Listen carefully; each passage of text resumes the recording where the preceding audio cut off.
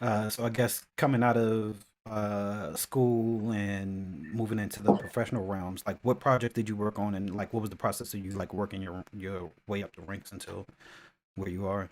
Yeah, so fairly unorthodox in that, I came out of film school, wanted to be a writer. All I did was write when I came out. I PA'd a little bit on sets and stuff, but then kind of landed in journalism and started writing and getting Mm. paid for it. I wrote magazine articles as a freelancer.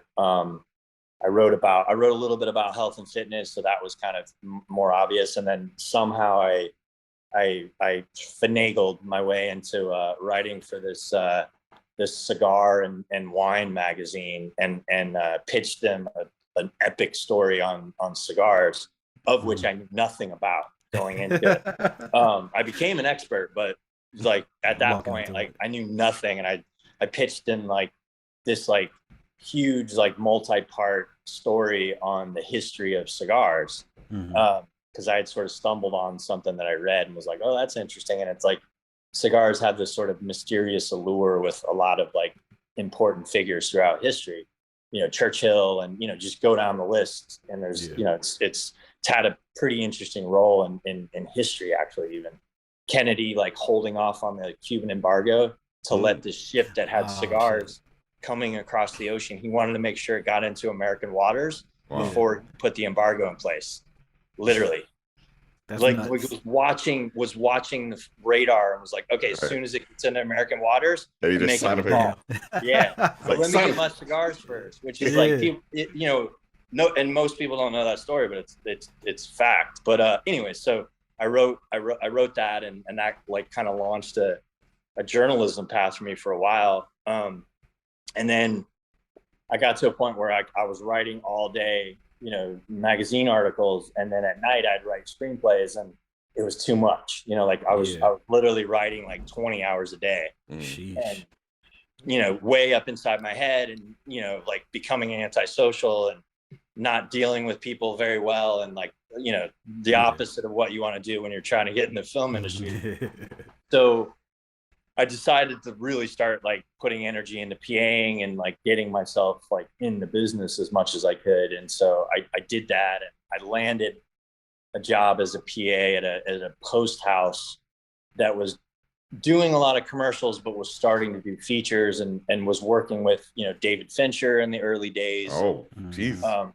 Yeah, like big Peter Kerr, who was huge commercial guy, and then did some movies, and Mark Romanek, and all these like amazing artists that commercial guys that were kind of like ended up having feature careers.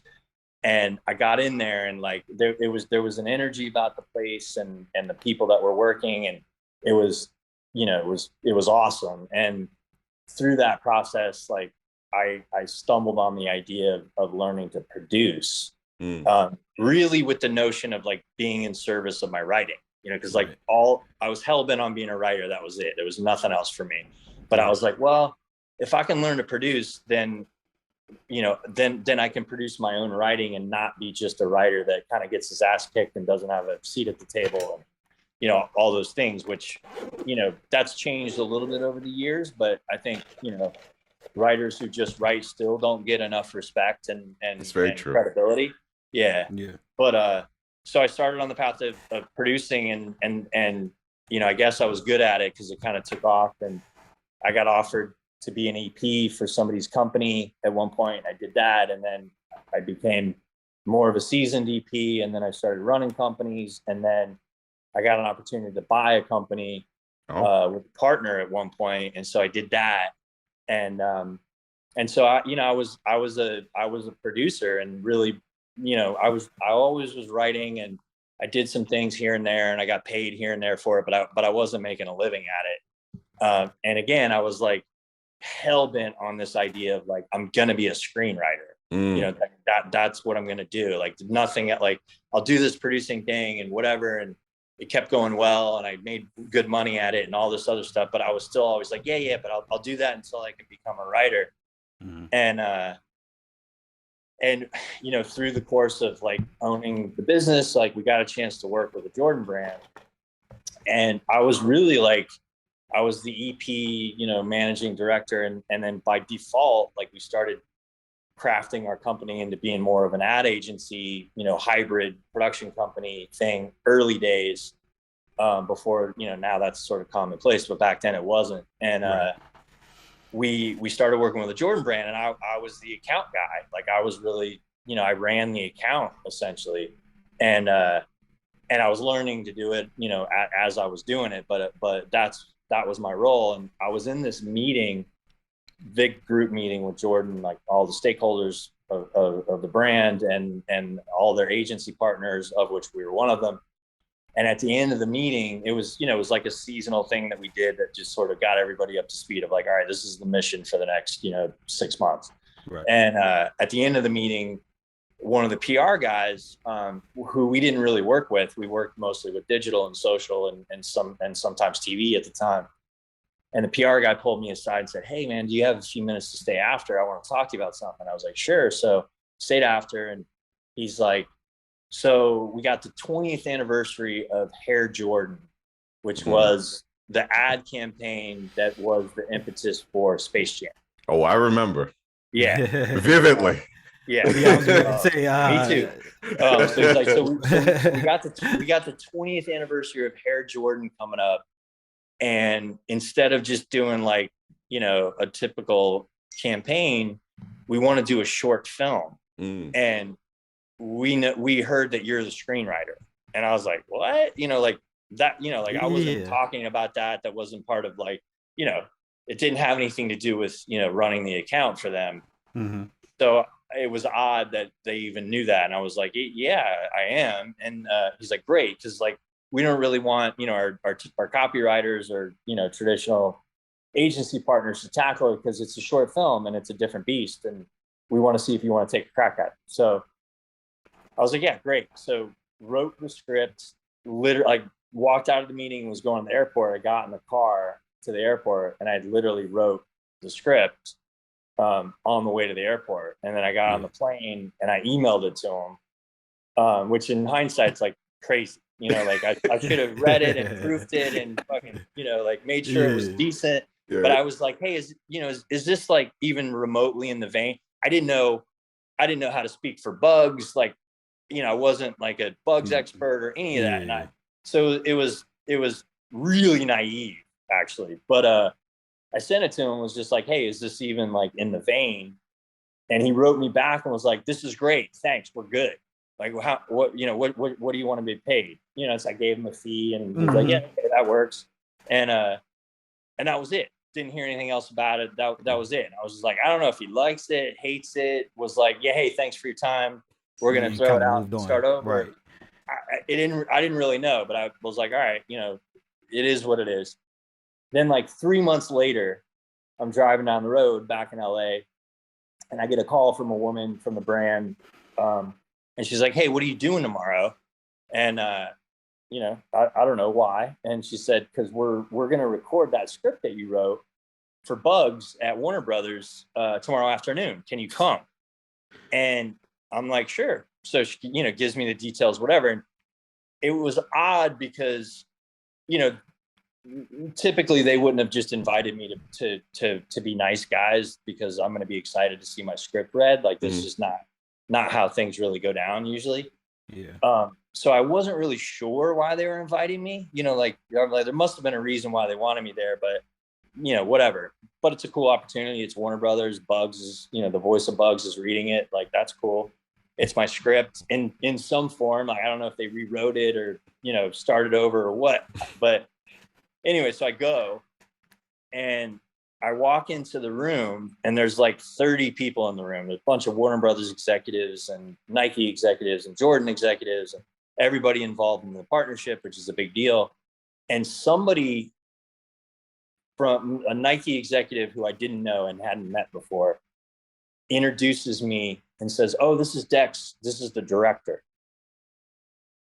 And so I hear that and I have literally like, all of like a second or two to respond. Right. Yeah. And in my head, I'm like, what? You know, like, Yeah. and then I was like, okay, so I have there's a fork in the road here. I have two choices. I can either go, I'm sorry, no, I'm actually not the director. I just wrote the script or whatever, or I can just go with it, right? And you know, I went with it because that's what showed up. I just, you know, reached out, shook hands, you know, said hi, whatever, and then they're like, all right, great, okay, you know, take the chair and direct the VO. Which, if I had thought about the consequence of going with it, I might have not gone with it, right? Because then they're like, oh yeah, there's the seat and there's the booth or whatever, and then I'm like, oh shit, like now I gotta actually like, yeah, I gotta do the role that I don't actually know how to do.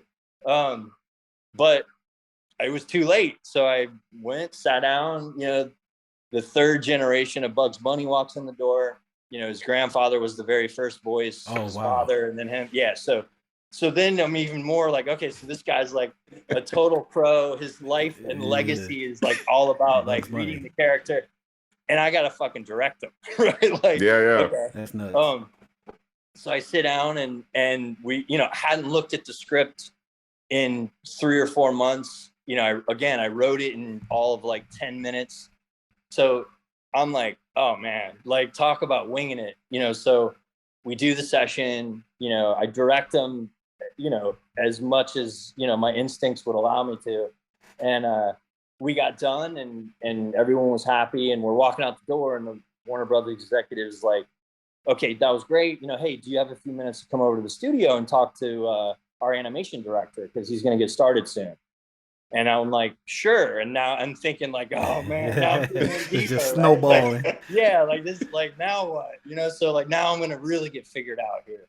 So we go over there, and she's like, all right, so this is, you know, his name was Spike, and he's like, this is Spike, and you know, he's been the Looney Tunes director for the last 18 years. So anything with any Looney Tunes character, he's the guy. And so ratcheting up the pressure even more. And then we sit down across from him, and he's like, all right, what do you want?